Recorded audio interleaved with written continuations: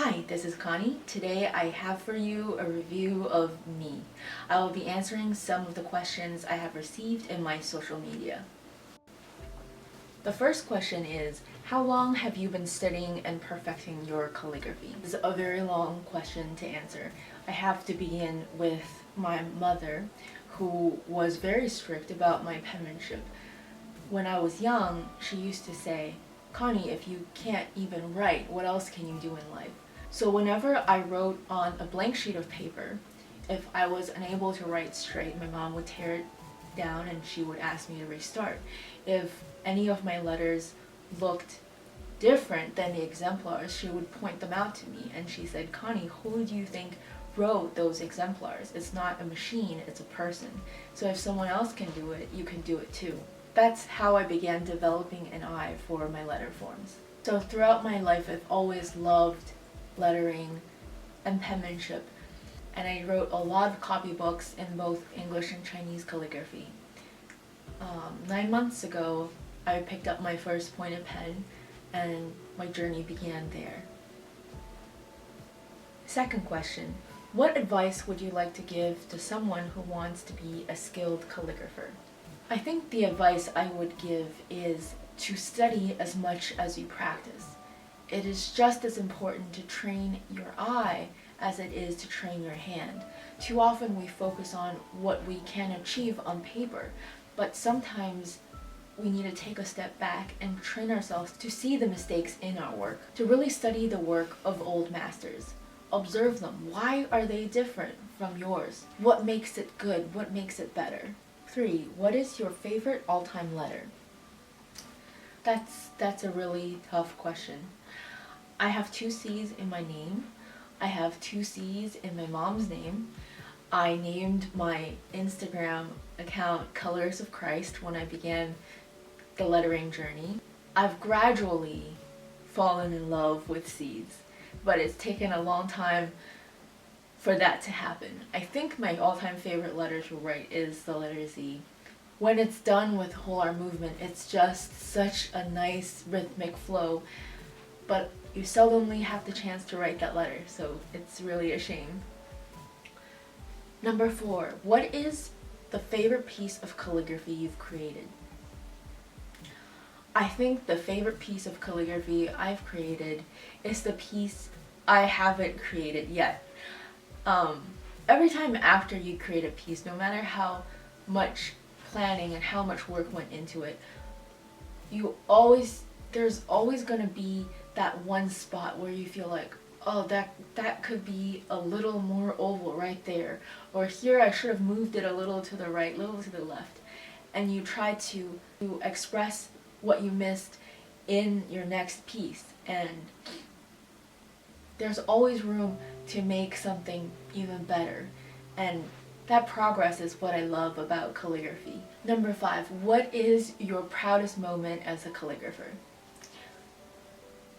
My proudest moment as a calligrapher is when I see my students' work after they've taken the class. I ask all my students to write their A to Z's in the beginning of the class, and then after 26 lessons later, I ask them to rewrite their alphabets. And that dramatic difference is my proudest moment. And also, I don't think my students realize how good they are. You know, like I previously mentioned about training your eyes. I love when I see their penciled in remarks about their work, you know, not oval enough, mellow or turn, here's too sharp, lift later. And I love seeing that. That makes me very, very proud. And when I see them send in, you know, written versions of their work, seeing them learn and seeing their progress makes me very proud. Number 6, my testimony.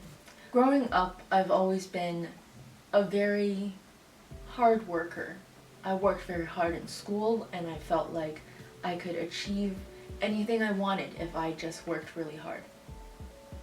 When I was 12, I was diagnosed with lupus. And lupus, if you're not familiar with it, it's an autoimmune disorder where your body attacks itself. So a simple example is say if you're having a cold, your body's immune system is trying to fight off that cold. For me, my body thinks one of my organs is the cold.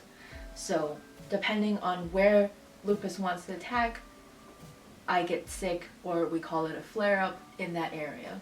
That was really a life-changing moment for me, to realize that my abilities can only go so far. That I used to think the things that I can control if I just worked harder is not really something that was up to me. It was a gift.